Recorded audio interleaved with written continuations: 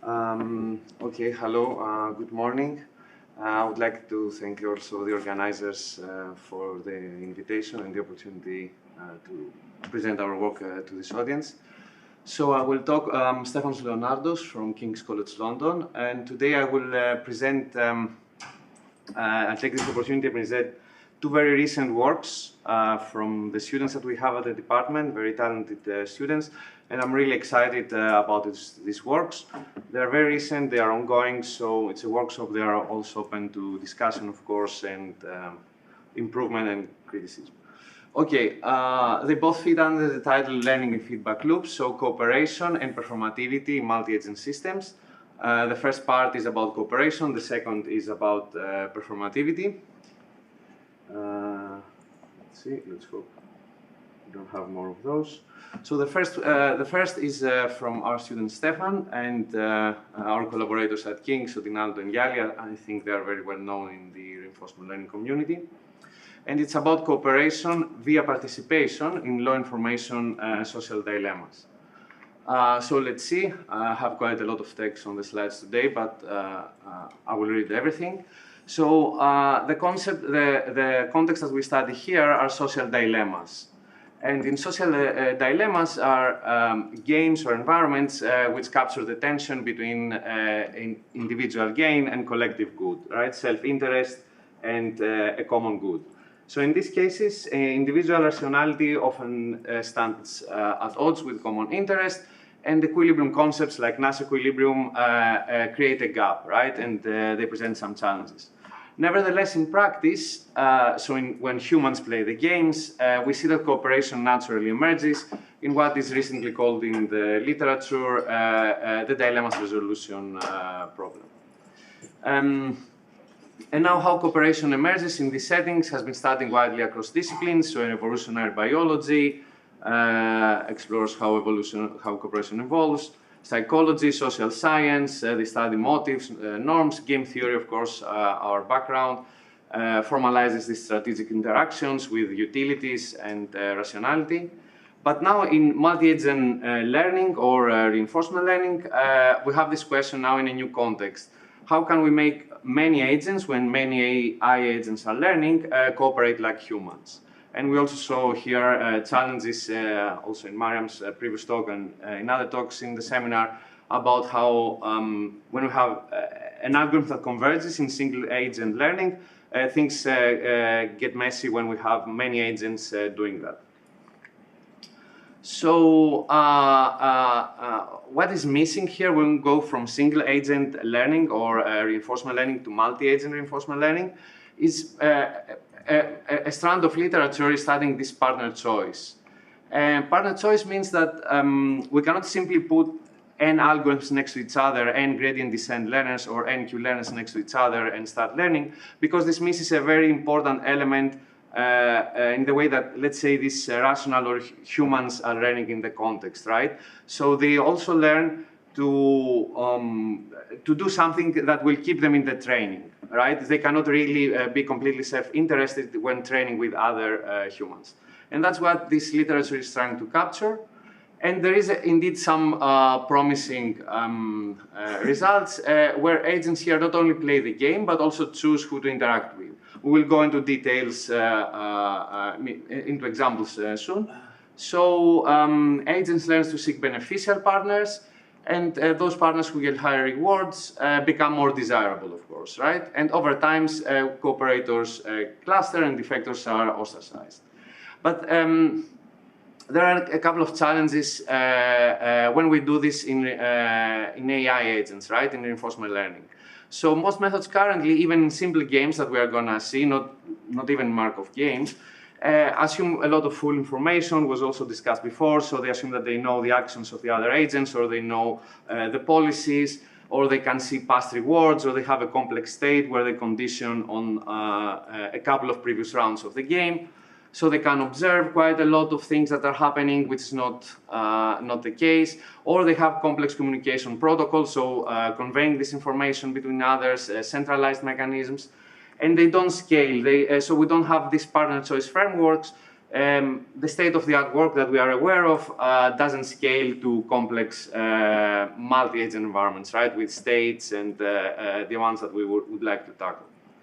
So the challenge here is to achieve stable comparison without having perfect information or without having central control. So I will go very quickly on an example of what are social dilemmas. I think everybody in this community knows that. So the standard example is the prisoner's dilemma, where cooperation is mutually beneficial, but individual rationality drives players to defect, select this reward, and end up playing defect, right? So the most rational decisional leads to negative outcomes for the collective. So instead of when you are here, in the rationality drives you here, and then the same for the other player, and you end up playing this one. Chicken dilemma. Maybe I will not go into the details. Again, it would be nice if both cooperate, but again, you have a high payoff here that you can try to seek that and end up in an equilibrium that it's not very good for the collective. Stack hand equilibrium selection problem. So you want to go here, but this is risky. If you fail to cooperate, you end up taking only one. So maybe you play this equilibrium, which has lower payoffs for the collective. So generally, all these simple 2x2 games can be described by a set of inequalities. So here is a reward for cooperation, a punishment, a temptation reward, and a reward that I think it's called sugar. It's fine to call it like this, I think. Right, so partner choice is a natural candidate for dilemma resolution. Next slides will become less wordy, so I will just go through that as well. Both in human societies and in mild training, because we have this idea. I think cooperators can play more games, so more opportunities to gain rewards, and play more games, not against anybody, but against favorable opponents, and can, of course, deny play to undesirable opponents. So I think the main idea here that, I don't know if the whole literature on this topic is motivated by this idea, but I think it's one of the points that we are trying to capture, that in multi-agent RL, training should not be guaranteed, right? So when you put a couple of agents to train together and you're trying to create some agents that learn the game, learn the environment, and perform well, maybe this is not guaranteed that they can train for the whole training period. Unlike, let's say, single agent RL, where you can train your agent and find an optimal strategy, right? It really depends how they behave to the collective. And the challenge here, this idea is also, of course, in natural environments, but the complexity in multi-agent learning is how to implement this framework without creating a costly communication protocol, without relying on centralized information, right? And of course, remaining computational tractable. So every agent cannot have a very complex model of the environment. And the question is, of course, whether we can do that. I think I will skip that slide. It essentially says what we do in the next part. So maybe we can go now directly and see what is the proposed framework in this work of implementing this partner choice mechanism. So we have a social dilemma. Let's focus now on dilemmas that are played between two players. But we have a population of agents. They are going to act within the dilemma and play the game, right? But they also can decide who to accept as interaction partners. So the only assumption here is that agents can send accept and reject requests to play the game. So when you get the opportunity to train, you also send a request to other agents. And the only information here is that the belief of agent I against agent J is the past average reward, right? So it's some only local information. So the information for agent I at this time step about agent J is, let's say, a weighted average between the past reward and the recent reward that they got in a recent interaction with agent J. Yes? Question, maybe you mentioned that intuitively, what's the reason that the agent will reject the request? Because by rejecting playing the game, he or she loses information. Yes. So, for example, let's say they played the game with an opponent a couple of times, and all the times that they play with them, they got very bad reward. So in that case, and that brings me exactly to the next point here. So they have a threshold, right? So they calculate, as they learn a threshold. So let's say, for example, in the prisoner's dilemma, if you realize that against the player, whenever you play, you get a very low reward, right? So you get the defect reward. Then you say, okay, this is below my threshold, which I have calculated. It's a very bad reward. I don't want to play again with that agent in the environment. So the assumption here is that you have a couple of agents to choose from. Let's say 10 agents, right, or 20. And at every round, you say, okay, I would like to play with every agent that in the past has given me some reward more than this threshold T, right? And similarly, I will also send requests to other agents. From these 10 agents, I will only send requests to the people that I'd like more. So if I receive any, and we have some protocol here that if we have a matching, so if both are above the threshold, we immediately accept.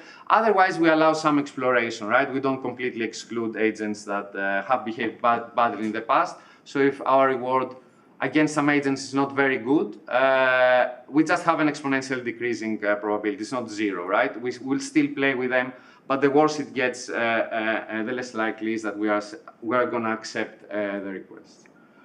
And now, this is associated with some intrinsic rewards. So, but they are only related to the acceptance and number of requests. So, accept, reject, they give a positive, negative reward here. And the point is that defectors, so people who don't behave very well, get to play less or no game, of course excluding this exploration. So maybe the results here will also shed some light on the method. So let's see, I think all these heat maps are the same. We're just applying a different method here. So what do they show? They show each pixel on the heat map corresponds to a game, a 2x2 game of a social dilemma. The hard games are here at the bottom left. These are very easy games. And blue pixels means average cooperation probability in the population is high, so it was solved. These are easy to solve. There is no tension here, so we start here with just simple gradient banded learning using only local information. And this presents a tension. So here are some edge cases. I think the important ones are to look here. Here is the Stochastic, prisoner's dilemma, some non-dilemma region, and some very easy no tension here. So this is the and here on the axis it's game, right? So if we go back to the way we defined the social dilemma, sorry for scrolling. Here we have 4 parameters. We keep the 2 fixed, and the 2 axes, the y and x axis, vary these 2 rewards. So we get a very large range of games. And what it shows here is that, okay, the baseline, this here, a cooperation doesn't emerge if we simply run a multi-agent learning algorithm. So here things are very bad. Everybody ends up defecting, so rationality. Here is the method without giving a concrete reward to the signal, right, of accept request. I will go back to that later. I don't know if it's very visible now, but we have some gradient, so some improvement here. But the main improvement comes here, so I will not go into the difference between the two. This is the full method. This is some technical optimization here.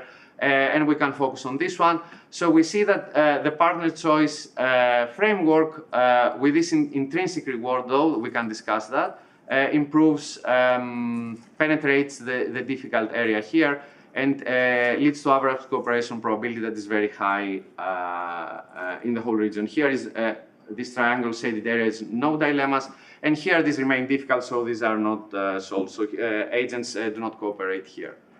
So these difficult dilemmas are called, in the literature, they have high defection bias. And the intrinsic reward that we put here is tied to participation rather than to cooperation directly. I think that's the idea and the takeaway of the method.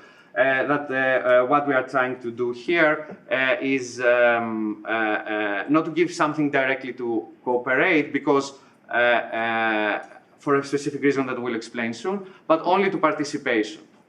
And of course, the threshold that we discussed before, and this lambda, that is the intrinsic reward, the intensity of the rewards, can depend only on the opponent memory, capturing regrets. So maybe you can make them dependent. If a good opponent rejects you, then you can have higher, penalize yourself more, and so on. So the takeaways here is that participation incentives, so incentives that are tied to participation, can induce cooperation in these simple low-dimensional social dilemmas. Here in this plot, we show that maybe it's a bit complicated to discuss now. I will just say the main takeaways is that indeed the signals that people get from rejections and acceptances, the agents get, do not really trigger immediately learning, so they don't really prescribe cooperation. They just inform what the agent did well, and they tend to participate in the game. But as we see, many signals, for example, allow a stagnant area, and then the cooperation probability increases. Also, most of the signals, the intervention, is at the beginning of the learning period and tapers off, so cooperation can be maintained with signals only in the beginning of the learning period. I think that is an interesting plot. So what happens? So in this plot, we see here, for example, that we have clear cooperation. So here we have clear defection, didn't work. But we also see here some region that is, of course, at the boundary. So what happens here? Now we take a dilemma that is in this white region. So we have average cooperation probability of 0. So what does it mean? Do agents, they do not learn, or what's happening? And that's what we describe here. So these parameters get us to a game where, to a pixel where we have, which is white. And here we see in the beginning what the protocol does. We have, these are the agents, right? The nodes are 10 agents. And at time 0, they play against each other. They don't mind, right? Some started as cooperators, closer to defectors, closer to cooperators. And cooperators don't do very well. They have a low reward and play against anyone. And defectors, of course, have a higher reward. But as this mechanism kicks in, which says that whenever people are rejected, agents are rejected because they didn't do very well in the past games, we see that it's more visible here, that cooperators, so agents who have a high cooperation probability, tend to cluster, form a cluster, and the defectors tend to form a different cluster. And now, in the cluster of cooperators, now here it becomes completely clear, so it's, they only play against each other, not even exploration anymore. And now the rewards of cooperators are much higher.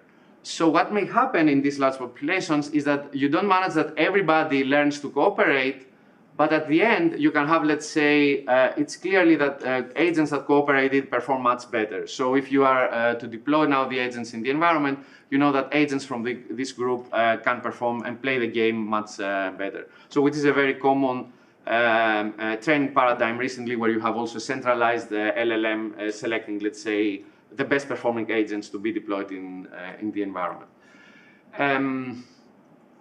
So intrinsic rewards may not completely eliminate the benefits of defection, and we have clusters of defectors that may persist, but cooperating cliques dominate rewards. And the intrinsic reward on participation can maintain cooperation. So yeah, for now, but before, oh no. Yes. Sorry, yeah, the HDMI disconnected again.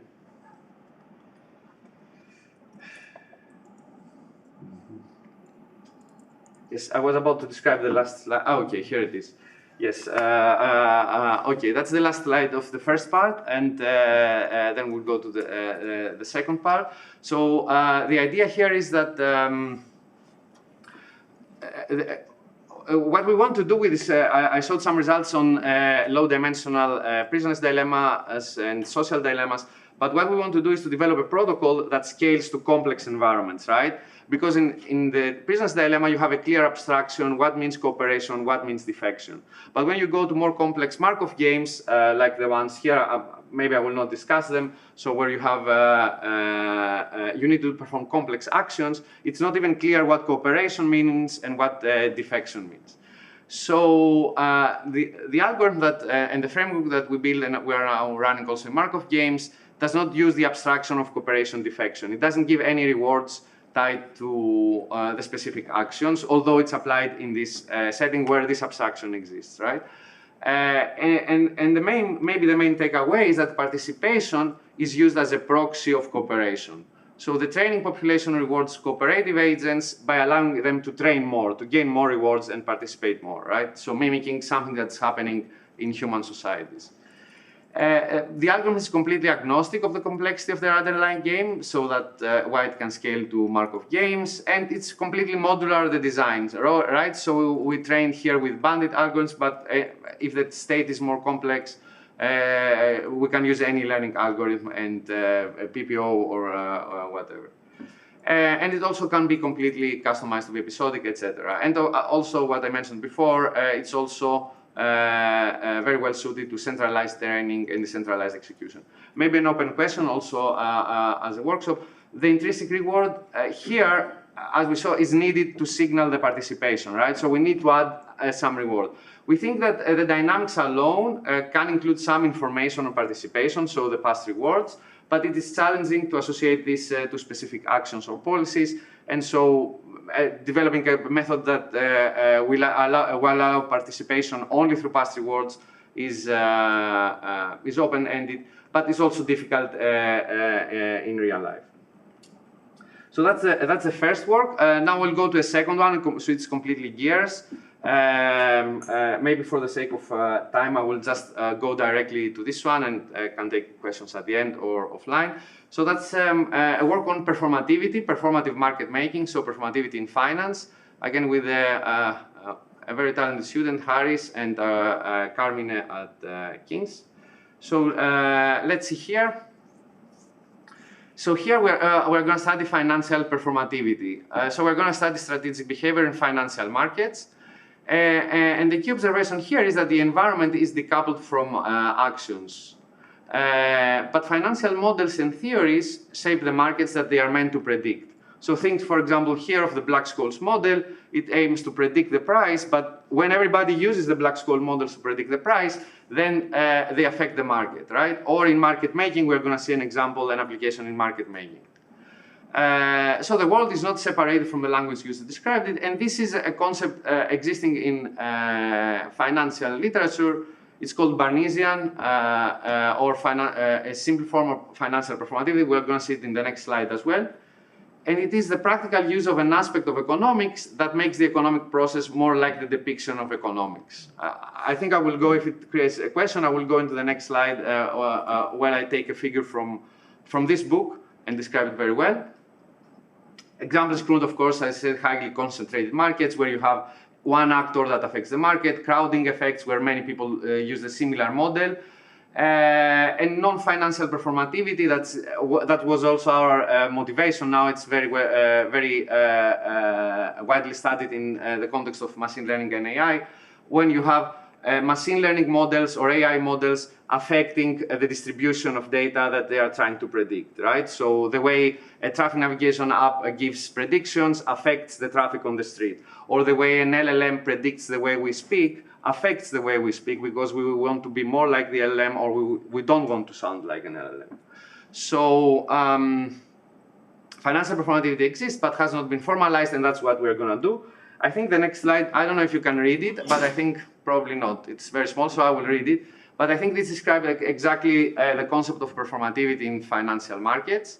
So you have generic performativity. So an aspect of economics, let's say the Black-Scholes model or a market-making model that we're going to see, it's called Avellaneda-Stoikov, is used by participants in economic processes. So let's say everybody uses the Avellaneda-Stoikov model to do market making. Then we have effective performativity, the practical use of using this, of an aspect of economics, so the practical use of using this market-making model that has been shown to be optimal, has an effect on the economic process. So it really affects the markets that are trying to predict. And then we have Barnesian performativity, where the practical use of this makes the economic process more like the depiction by economics, or counter-performativity, which makes less by depiction. So think again of the LLM, where you conform. You say, okay, the LLM writes very nice emails. I want to write my emails exactly in that way. Or I don't want to sound like an LLM, so I will change the way I write my emails. And so the LLM has been trained on a way that we write emails, and now we suddenly change this distribution. And this concept existed in financial literature, but it hasn't been quantified. So that's what we're going to do in this work. And we're taking an axiomatic approach. So if you're familiar with finance, you generally have a financial asset and you have a stochastic equation, how its price evolves, right? It's a Brownian motion or something, and this is ST. But then you have, based on this assumption, you have a time-varying reference process representing your own valuation implied by, let's say, the model that you are using, the Black-Scholes model or something else.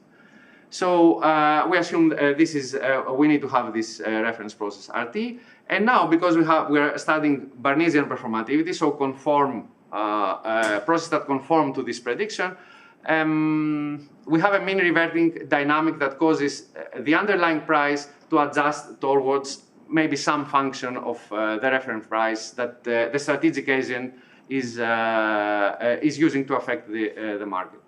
And then you have also, of course, a parameter, a lever that governs the speed or intensity. I think speed is a better term of this adjustment. So how fast will the system mean revert towards the action of the agent? Maybe here it will become more clear. So we study market making. We don't do option pricing, Black-Scholes, but it's a natural application. What we do here is market making. Here we have a standard model that's called Avellaneda-Stoikov. It's the prevailing model in the market. What is market making? Market makers submit two-sided orders, buy and sell, and they hope to make profits from the spread. This is how stock markets or financial markets work, let's say, most of the time. And they want to optimize the choice of controls that indirectly affect the stochastic process. They give quotes that affect arrivals of transactions, right? If they give very high, very low prices, or prices, a very narrow spread to induce more transactions. And here, asset price differences or asset prices, it's a technicality, follow a simple Brownian motion. That's the underlying assumption in the Avellaneda-Stoikov model. And they calculate the optimal reservation price. So that's the reservation price. Think of the price, the mid price that the market maker needs to quote. And this is the underlying price minus some risk aversion. The sigma is here, the volatility of the asset. That's the inventory of the market maker, so how many stock they own. And this is time, final time and current time. So time, risk aversion, volatility, and these are the important parameters, so the quantity that they hold, right?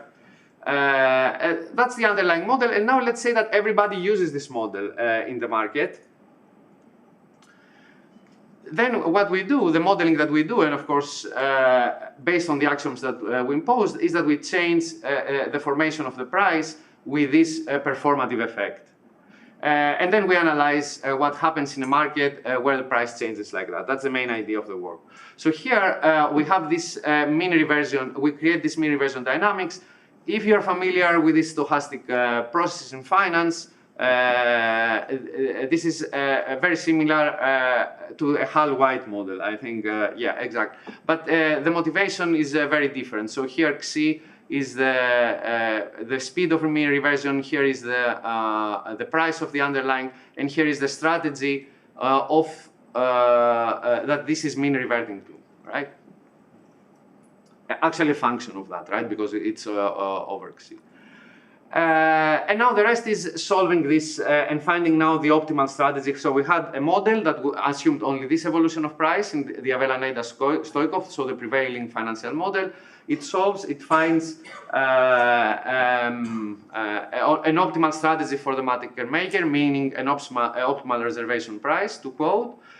And now the exercise is what happens if an agent in the market is aware that everybody else, let's say, or in the market is using Avellaneda-Stoikov, a prevailing financial model. And so the price, instead of moving randomly, will have this information. It will mean revert towards a function of the, yes. Sorry, I'm a bit puzzled because mentally I have the Avellaneda-Stoikov giving me the offset. How far from the mid I want to quote on either side. Yes, exactly. Price, and how do I connect that to R? Yes, because here you have, exactly, R is just the mid price of the average of the two, right? The bid and ask. And so R is, right? Okay, so it's a bit simplified here for the technicalities, yeah. But R is exactly the reservation price, it's just the mid of the quote. And right, and as you see here, even if we make C equals 0, so no performativity, it doesn't disappear. So we have altered the initial process. So in what, sorry about that. So in what, because we already have this effective performativity, so we assume that everybody already uses the model, right? So we are away already from the simple Brownian motion. So now it becomes technical, solving this stochastic equation, the price at the final time. I will not go into the details, but here, if you're familiar with these models, right? If not, it's a bit complicated. I will just describe figures where the main takeaways may be a bit more digestible. So here, instead of what the final price now is affected by is you have the noise term, right? So you have the noise term as in the original model, a decaying memory of the initial price, but you also now have an aggregated signal of the strategy-dependent adjustment RT, right? So the reservation price, the average of the bid and quote depends on the agent. And the feedback strength is modulated by the performativity parameter, which shows up here. We calculate we find the closed formula. It's possible with this modeling here. Of course, there are other ways to model it. Not sure if they satisfy all the axioms, but definitely there are.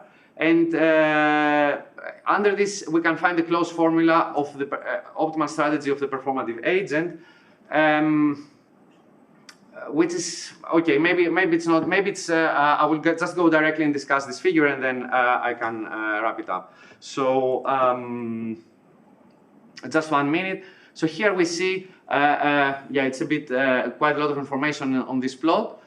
Here we see the profits of the performative agent and the original agent. Here we see the inventories of the original agent. So they do very few actions, around 0, sell, buy, sell, buy. And here the performative agent does more aggressive actions in the beginning, but then in the end, of course, based on the model that we are using, they want to end up with 0 inventory. So here, I think the interesting is that we see the performative agent is this envelope here, these 2 lines of dots, and the original agent is this this blue line with the spikes. So the original agent is very anxious at some points to sell or buy, but the performative agent exploits the information that they have and say that, okay, looking at the market, I know what's going to happen. I anticipate some price movements because I know that with this behavior now, everybody's going to sell, and I anticipate the original strategy is going to sell, so I anticipate the market to go down, and they do, and that's why they sell, for example, aggressively here. They expect the price to go down because they see on the information that they get from here, and then they start collecting because they see the original price strategy changing. Anyway, I will go now to the final slide, so 1 minute or less. Conclusion. So what we want to build here is a formal framework that breaks the separation of the diffusion process between the description of the market environment and the agents model. So you put something from the agents model in the diffusion process that you usually have in these financial problems. I also saw a poster outside. There are different ways to do that, and people are definitely studying this kind of models. And this wants to capture how prices, actual prices, conform towards prevailing financial models. And what we study here is a classic market-making model. We want to quantify these qualitative effects that I saw from Mackenzie's book. What I didn't show, okay, we calculate what is called one-step performatively optimal. We also calculate what's performatively stable, because of course this process is gonna repeat itself, right? So if you realize that everybody uses that model, you best respond. Now everybody realizes that you use best response. We also calculate performance stable strategies. They don't show a large difference. And the open question here is, what if the price dynamics depend on prevailing machine learning or reinforcement learning model, right? Like we discussed the example of the LLM. What if everybody now is using an LLM to do that, or an AI agent? And this also may be related to the workshop, would bridge the financial performativity, so we have in financial economics, with performativity in machine learning, which was also our initial motivation to study that. Okay, yeah, sorry for taking a bit more time. Thank you.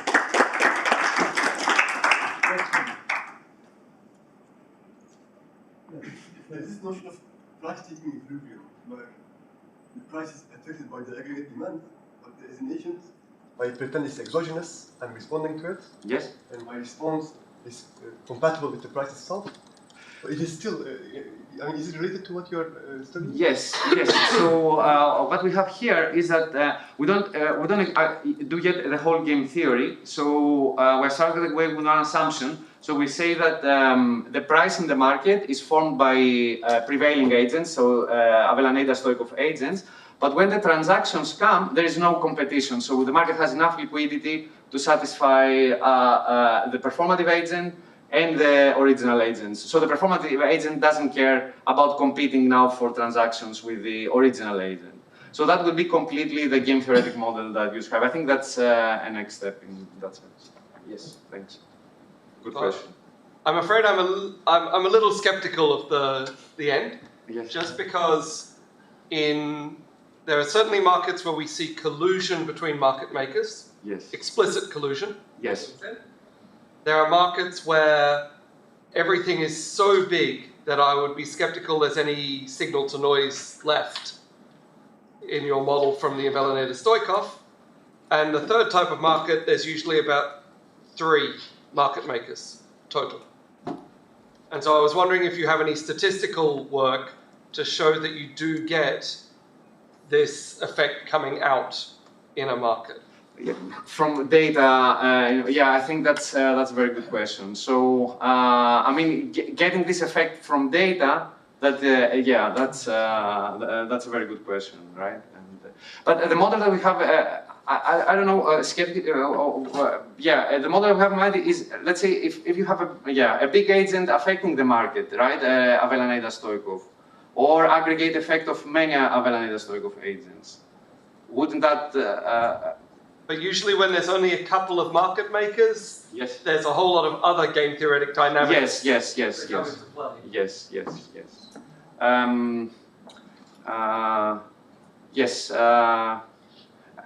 Yeah, I don't know if that fits completely. Yeah, okay. Well, let's continue during the break. So thank you. Thank you. Yeah.